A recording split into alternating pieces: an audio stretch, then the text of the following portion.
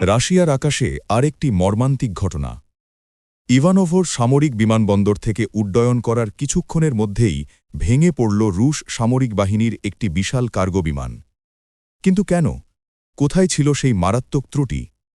Moscow থেকে প্রায় ২০০ kilometre দূরের এই ঘাঁটি থেকে উড়েছিল N-22 সিরিজের একটি সামরিক পরিবহন বিমান।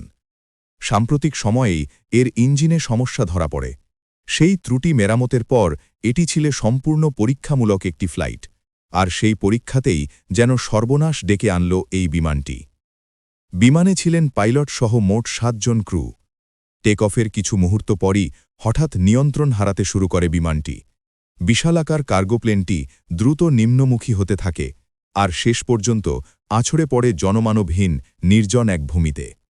দুর্ভাগ্যজনকভাবে ৭ জন ক্রুয়ের কেউই প্রাণে বাঁচতে পারেননি। রুশ প্রতিরক্ষা মন্ত্রণালয় এক বিবৃতিতে ঘটনাটি নিশ্চিত করেছে।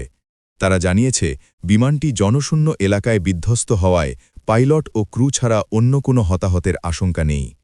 কিন্তু প্রশ্ন থেকেই যাচ্ছে, ইঞ্জিন মেরামতের পরও এমন ভয়াবহ বিপর্যয় কিভাবে ঘটে গেল? কোথায় ছিল সেই মারাত্মক ভুল? এই সব প্রশ্নের উত্তর জানতে ইতিমধ্যেই তদন্ত কমিটি গঠন করেছে রাশিয়া। তদন্ত শেষ না হওয়া পর্যন্ত রহস্যে ঢেকে থাকছে N-22 এর এই শোকাবহ পতন।